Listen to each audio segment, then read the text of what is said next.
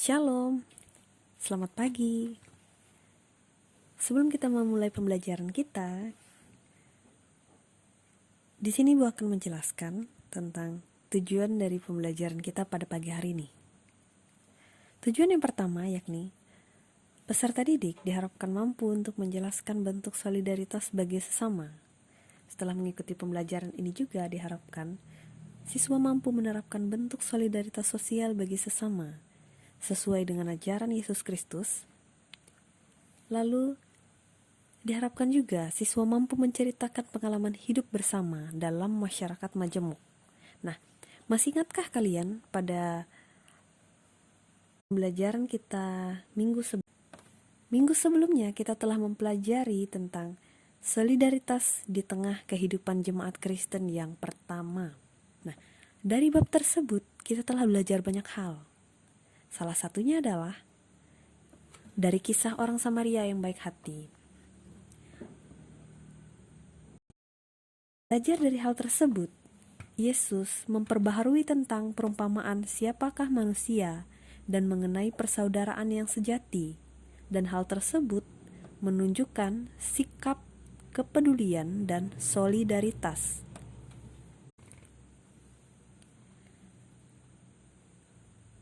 Serta belajar mengenai syarat dalam mewujudkan solidaritas sosial bagi sesama. Kemarin ada 3 syarat yang dijelaskan. Syarat yang pertama itu adalah dilakukan berdasarkan kesadaran dan ketulusan hati. Kemudian dilakukan sebagai wujud iman, lalu dilakukan berdasarkan pengasihan dan sikap menghargai sesama sebagai makhluk ciptaan Allah. Nah, pada pagi hari ini kita akan mempelajari bab 11, yakni membangun solidaritas sosial di tengah masyarakat majemuk. Ini berdasarkan pada pada Alkitab Mazmur pasal yang 133, kemudian ada Matius pasal 25 ayat yang ke-31 hingga 36, dan Matius pasal 22 ayat yang ke-37 hingga yang ke-39.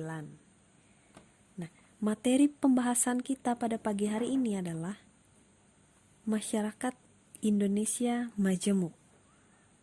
Dapat kalian lihat pada buku paket Pendidikan Agama Kristen dan Budi Pekerti, yakni pada halaman 79.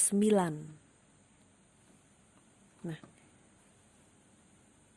dari materi pembahasan kita pada pagi hari ini yakni masyarakat Indonesia majemuk,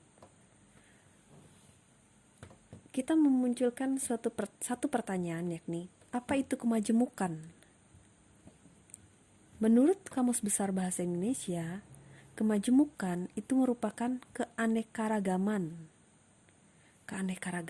Keanekaragaman yang seperti apa? Ini maksudnya adalah bermacam-macam, berbagai-bagai jenis, kemudian dan lain-lainnya gitu, yang mengarah pada kata banyak. Kita dapat perhatikan pada kalimat ini, bangsa Indonesia adalah bangsa yang majemuk atau yang beragam. Nah, maksudnya majemuk atau beragam artinya seperti yang kita ketahui bahwa bangsa Indonesia ini bukan hanya terdiri atas satu suku saja, melainkan terdiri atas suku bangsa, kemudian bahasa, budaya, agama, serta kelas sosial. Itulah yang disebut dengan majemuk atau beragam. Nah, di sini ada satu gambar terkait dengan suku bangsa.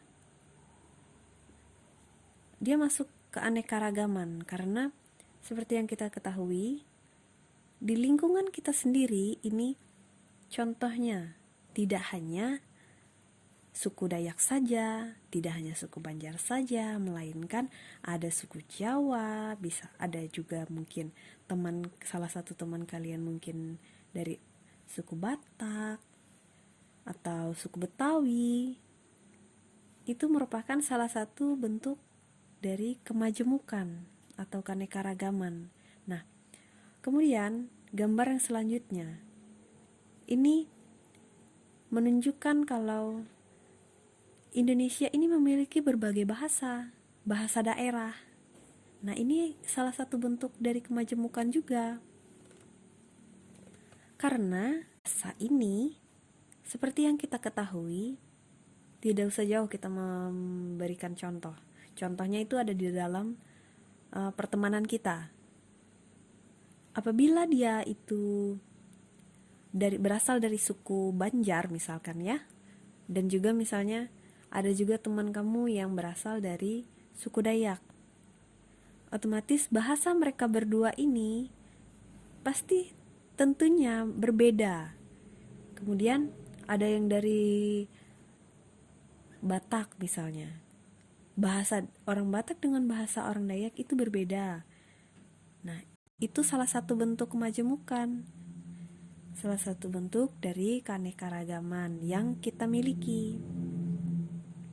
Kemudian dalam satu daerah itu tidak mungkin hanya diisi oleh satu agama. Tentu di Indonesia ini sendiri, karena kita ketahui bahwa pulau-pulau itu kan sangat banyak. Kita ketahui bahwa Indonesia ini sangat beragam, memiliki suku yang banyak, memiliki budaya yang banyak, memiliki bahasa daerah yang sangat banyak juga. Nah, tentu Indonesia juga memiliki agama. Agama itu yang seperti yang kita ketahui bahwa di Indonesia itu terdapat ada 6 agama, yakni agama yang pertama yaitu agama Kristen, agama Hindu, agama Buddha, agama Katolik, agama Konghucu. Nah, ada juga agama Muslim ya, ada agama Islam. Nah, hal ini merupakan anugerah Tuhan yang seharusnya patut untuk kita syukuri. Bagaimana pandangan Alkitab? Bagaimana pandangan Alkitab tentang membangun solidaritas di tengah masyarakat majemuk? Nah, dalam Mazmur pasal 133 ayat yang pertama sampai yang ketiga berbunyi, "Sungguh alangkah baiknya dan indahnya apabila saudara-saudara diam bersama dengan rukun. Seperti minyak yang baik di atas kepala meleleh ke janggut, yang meleleh ke janggut Harun dan ke leher jubahnya. Seperti embun gunung Hermon dan turun ke atas gunung-gunung Sion, sebab di sanalah Tuhan memerintahkan berkat, kehidupan untuk selama-lamanya." Nah, menurut Mazmur pasal 133 ini berbicara tentang persaudaraan. Kehidupan yang rukun akan membawa kebahagiaan dan ketentraman hidup. Namun sebaliknya, dengan kehidupan yang kacau balau, itu akan membawa perpecahan dan penderitaan. Apa yang tertulis oleh pemazmur ini memang indah, tetapi pada kenyataannya di dalam kehidupan sehari-hari semua tidak bisa tercipta dengan sendirinya gitu.